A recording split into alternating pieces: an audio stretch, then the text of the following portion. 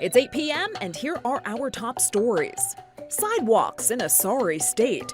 This November, voters will choose how Denver's pedestrian pathways finally get repaired. But some say the plan will cost them hundreds of dollars they just don't have. I'm going to pay more than my neighbor across the street who only has the front section of their sidewalk. For the very first time, we're seeing how the heroic actions of a Lakewood police agent stopped a man on a deadly shooting spree. A former Denver paramedic is accused of stealing fentanyl. Now he's facing federal charges.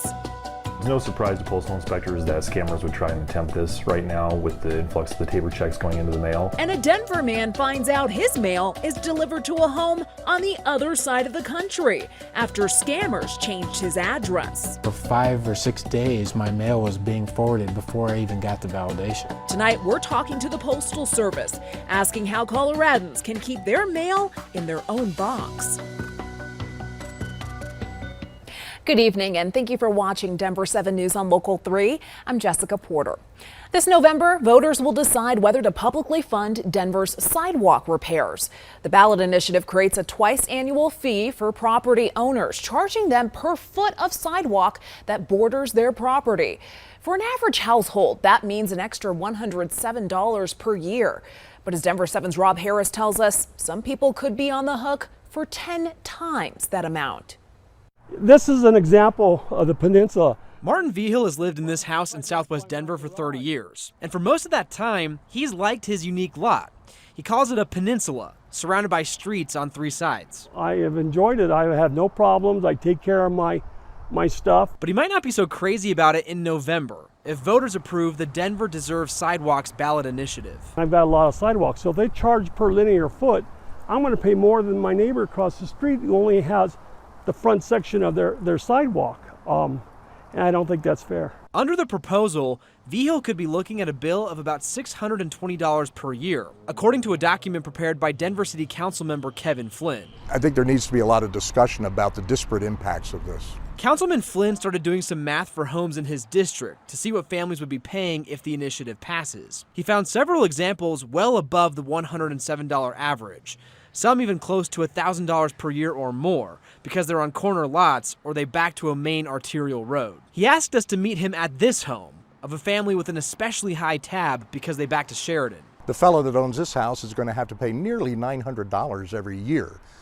So it concerns me from an equitable standpoint that some people who happen to have very nice sidewalks that won't need replacing for 50 years, nevertheless are going to have to pay almost $900 every year without getting a benefit from it. Many Denver sidewalks do need attention. According to the city, about 40% of sidewalks are either missing or too narrow. And in low-income areas, it's almost half, which can especially impact those with disabilities. At current funding levels, it would take around 400 years to build and fix them all. But Martin Vigil, looking at a potential bill nearly 6 times the projected average, will be voting no on this proposed fix. But I do believe that if they have sidewalks in Denver and they're not disability access, the person who owns the property should take care of that. But why should I pay for other people's sidewalks? For Denver 7, I'm Rob Harris. Well, just into our newsroom, the Denver City Council has voted to place a new initiative on the November ballot. If passed by voters, the bill will create a new dedicated property tax to fund Denver public libraries. The new tax would cost about $11 per $100,000 of home value. Library officials say this would provide an extra $30 million to the underfunded system. Well, tonight we're getting our first glimpse at the heroic actions of a Lakewood agent, Ashley Ferris, who shot and killed a gunman during a deadly shooting spree last year. Ferris confronted the gunman at an intersection in the Belmar shopping center. The suspect shot Ferris once, and as she falls down, she fires back, killing him. Ferris survived and made a full recovery. Today, the Jefferson County DA legally cleared Ferris for her actions. I'll have much more on the new videos released tonight on Denver 7 News at 10. A former Denver paramedic is facing federal charges for the alleged theft of dozens of fentanyl vials. Court documents accuse Christopher Pattinson of stealing or replacing 50 vials meant for Denver health patients. Denver 7's CB Cotton was there as he made his first court appearance today. A former lieutenant with Denver Health Paramedics, now accused of tampering or stealing vials of fentanyl. On Monday, Denver 7 Investigates was the first to break the charges Christopher Robert Pattinson now faces. According to a LinkedIn page for Pattinson, he was employed with the hospital system for over a decade with oversight of hundreds of employees. According to a federal indictment, Pattinson is accused of stealing at least 50 vials, each containing 100 micrograms of fentanyl from November 2018 through January of this year. The court docs allege when Pattinson took vials, he said they were for patients when they were actually used by him. From November of this year through January, Pattinson is also accused of removing fentanyl citrate from vials and replacing it with other substances. Denver Health says in a statement it became aware of a possible drug theft in January of this year and opened an investigation. Shortly after, Pattinson was fired. Denver Health says no patients were harmed because of Pattinson's alleged actions. CP Cotton, Denver 7. The former paramedic will be released on a personal reconnaissance bond. He could face several years in prison if found guilty.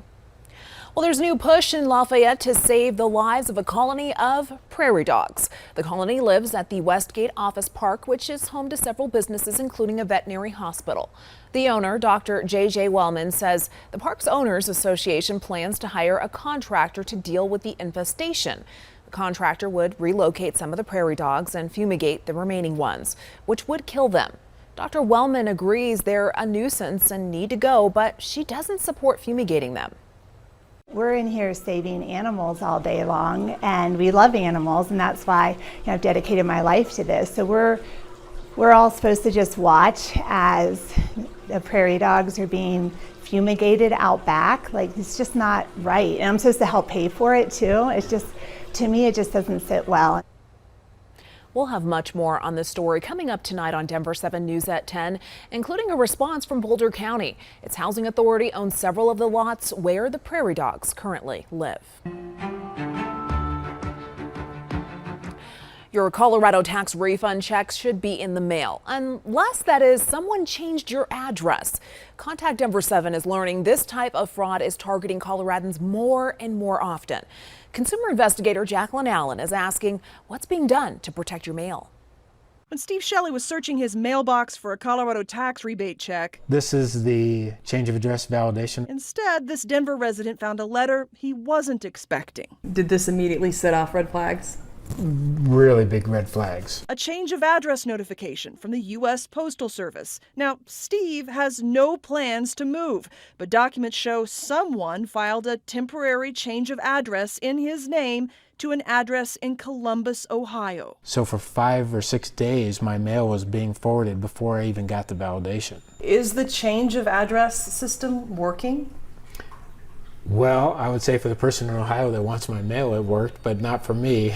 Okay. Contact Denver 7 did some digging and found a recent report showing change of address fraud increased 167% from 2020 to 2021. Indicating that I had changed the address, but I hadn't. In fact, we found similar stories. I was like, oh my God. I said, how did he do that? All across the country, and Coloradans may be particularly at risk. So it's no surprise to postal inspectors that scammers would try and attempt this right now with the influx of the Tabor checks going into the mail. Postal Inspector Eric Manuel says this type of fraud is rare. To put it in context, he says 37 million change of addresses were processed in 2019, and suspicious transactions made up less than 0.1%. The mail is still the most secure way to send your personal information.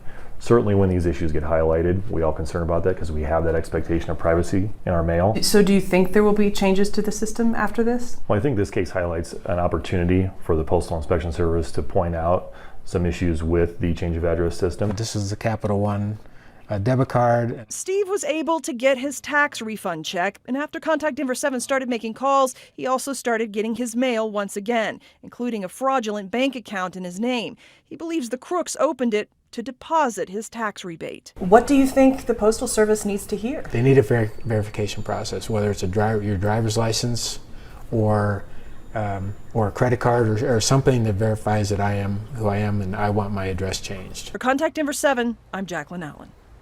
To protect yourself from mail theft, sign up for the free informed delivery service through the post office, which also you can watch for change of address notifications.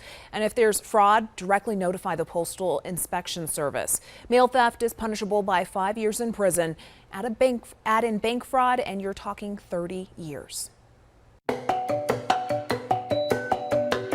Switching sides, a Colorado politician goes from red to blue, saying he was pushed beyond party lines. I assured him that our party is a big tent. He doesn't have to agree with our Democratic agenda on everything. Plus, millions of Americans under flash flood alerts after a 1-in-1,000-year rain event slams the Southeast. Nobody knew what time we could leave. We thought maybe a couple of hours. We didn't realize we could be there all night. And criminals are being let back on the street, only to break the law over and over again. Sure would have been nice if this individual stayed in jail so there wasn't future victims of crime. Denver 7 Investigates takes a closer look at the issues with Colorado's PR bond system.